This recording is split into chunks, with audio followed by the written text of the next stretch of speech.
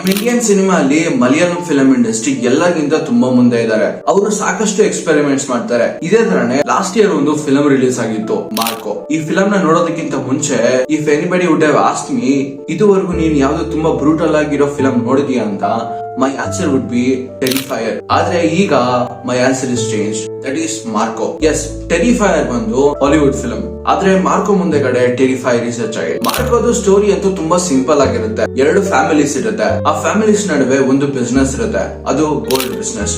And business ಅಂತೂ ತುಂಬಾ ಚೆನ್ನಾಗಿ ಹೋಗ್ತಾ ಇರುತ್ತೆ ಅಂಟಿಲ್ ಒನ್ ಮರ್ಡರ್ ಆಗೋವರೆಗೂ. ಸ್ವಂತ ಅಣ್ಣ ಅವ್ನ ಸ್ವಂತ ತಮ್ಮನ ಸಾಯಿಸೋದಕ್ಕೆ ಸುಪಾರಿ ಕೊಡ್ತಾನೆ. ಇಲ್ಲಿ ಇಂಟ್ರೆಸ್ಟಿಂಗ್ ಥಿಂಗ್ ಏನಂದ್ರೆ, ಒಬ್ಬ ಕೂಡ ಮರ್ಡರ್ ನ ನೋಡಿರ್ತಾನೆ. ಅವನ ಹೆಸರು ಬಂದು ವಿಕ್ಟರ್ ಆಗಿರುತ್ತೆ. ವಿಕ್ಟರ್ ಒಬ್ಬ ಕೆಮಿಕಲ್ ಇಂಜಿನಿಯರ್ ಆಗಿರ್ತಾನೆ. ಮರ್ಡರ್ ಆಗಿದ್ದ ದಿನ ವಿಕ್ಟರ್ ಕೂಡ ಅಲ್ಲೇ ಇರ್ತಾನೆ. ಅಂಡ್ ಅವನು ಮರ್ಡರ್ ಮಾಡಿರೋ ಒಂದು ಸ್ಮೆಲ್ ನ ರೆಕಗ್ನೈಸ್ ಮಾಡ್ಕೊಂತಾನೆ. ಅಂಡ್ ಅವ್ನ ಫುಡ್ ಸ್ಟೆಪ್ಸ್ ಕೂಡ, ಅದ್ರ ಜೊತೆಯಲ್ಲಿ ಅವ್ನು ಯಾವ ಕಾರ್ ಅಲ್ಲಿ ಬಂದಿದ ಅಂಡ್ ಆ ಕಾರ್ ಹೆಸರೇನು ಎಲ್ಲಾನು ಅವನು ರೆಕಗ್ನೈಸ್ ಮಾಡ್ಕೊಂಡಿರ್ತಾನೆ. ಸತ್ತೋಗಿರೋ ಒಂದು ಫ್ಯೂನರಲ್ ಆಗ್ತಾ ಇರುತ್ತೆ. ಆಗ ಅಲ್ಲಿ ವಿಕ್ಟರ್ ಕೂಡ ಇರ್ತಾನೆ. ಅಂಡ್ ಅದೇ ಟೈಮ್ಗೆ ಮರ್ಡರ್ ಮಾಡಿರೋನು ಅಲ್ಲಿಗೆ ಬರ್ತಾನೆ. ಅವ್ನ ಫುಡ್ ಸ್ಟೆಪ್ಸ್ ನ ಕೇಳಿ ಮನೆಯಿಂದ ಹೊರಗೆ ಬರ್ತಾನೆ. ಅಂಡ್ ಅವ್ನ ಕಾರ್ ನ ರೆಕಗ್ನೈಸ್ ಮಾಡ್ತಾನೆ. ರೆಕಗ್ನೈಸ್ ಮಾಡಿದಾದ್ಮೇಲೆ ಒಂದು ಕಾಲ್ ಮಾಡ್ತಾನೆ. ಅಂಡ್ ನೆಕ್ಸ್ಟ್ ಡೇ ಅವ್ನ ಡೆಡ್ ಬಾಡಿ ಒಂದು ಲೇಕ್ ಅಲ್ಲಿ ಸಿಗುತ್ತೆ. ಕೈ, ಕಾಲು, ಮುಖ ಏನಂದ್ರೆ ಏನಿರಲ್ಲ. ಅವ್ನ್ ಫುಲ್ ಬಾಡಿನ ಆಸಿಡ್ ಅಲ್ಲಿ ಸುಟ್ಟಾಕ್ಬಿಟ್ಟಿರ್ತಾರೆ. ಮರ್ಡರ್ ಮಾಡಿರೋನ್ಗೆ ವಿಕ್ಟರ್ದು ಡೆತ್ ಪ್ರಾಬ್ಲಮ್ ಆಗಿರೋದಿಲ್ಲ, ಆದ್ರೆ ಅವ್ನು ಯಾವ ಫ್ಯಾಮಿಲಿ ಜೊತೆ ಕನೆಕ್ಟ್ ಆಗಿರ್ತಾನಲ್ಲ ಅದು ಪ್ರಾಬ್ಲಮ್ ಆಗುತ್ತೆ. ಯಾಕಂದ್ರೆ ವಿಕ್ಟರ್ ಅವ್ರ ಅಣ್ಣ ಒಬ್ಬ ದೊಡ್ಡ ಗ್ಯಾಂಗ್ಸ್ಟರ್ ಒನ್ಸ್ ಅಪಾನ್ ಅ ಟೈಮ್. ಅವ್ರ ಹೆಸರು ಒಂದು ಜಾರ್ಜ್ ಪೀಟರ್ ಆಗಿರುತ್ತೆ.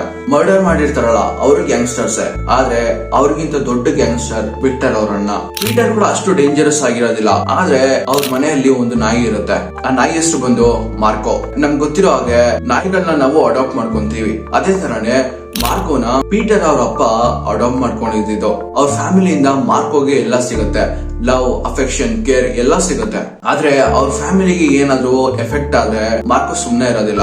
ಸ್ಪೆಷಲಿ ಈ ಫಿಲಂ ಅಲ್ಲಿ ಯಾವ ತರ ಹೀರೋಸ್ ಇಲ್ಲ, ಎಲ್ಲಾನು ವಿಲನ್ಸ್. ಇದುವರೆಗೂ ನಾನು ಜೋಕರ್ ನ ತುಂಬಾ ದೊಡ್ಡ ವಿಲನ್ ಅನ್ಕೊಂಡಿದ್ದೆ. ಈ ಫಿಲಂ ಅಲ್ಲಿ ಕ್ಲೈಮ್ಯಾಕ್ಸ್ ಅಷ್ಟೊತ್ತಿಗೆ ಇಬ್ರು ವಿಲನ್ಸ್ ಉಳ್ಕೊಂತಾರೆ. ಅವ್ರ ಮುಂದೆಗಡೆ ಜೋಕರ್ ಬಂದು ಈ feels like a small child. ಆ ಇಬ್ರು ವಿಲನ್ಸ್ ಗೆ ಮರ್ಸಿ ಅನ್ನೋ ಪದಕ್ಕೆ ಅರ್ಥನೇ ಗೊತ್ತಿರೋದಿಲ್ಲ, ಕರುಣೆ ಅಂದ್ರೆ ಏನಂತ ಗೊತ್ತೇ ಇರೋದಿಲ್ಲ ಅವ್ರಿಗೆ. ಅಂಡ್ ಈ ಇಬ್ರು ವಿಲನ್ಸ್ ಗೆ ಒಂದು ಸ್ಪೆಷಾಲಿಟಿ ಇದೆ, ಏನಂದ್ರೆ no differentiation between any gender. ಯಾವುದೇ ಜೆಂಡರ್ ಮಧ್ಯದಲ್ಲಿ ಯಾವ ತರ ಡಿಫ್ರೆನ್ಶಿಯೇಟ್ ಮಾಡೋದಿಲ್ಲ.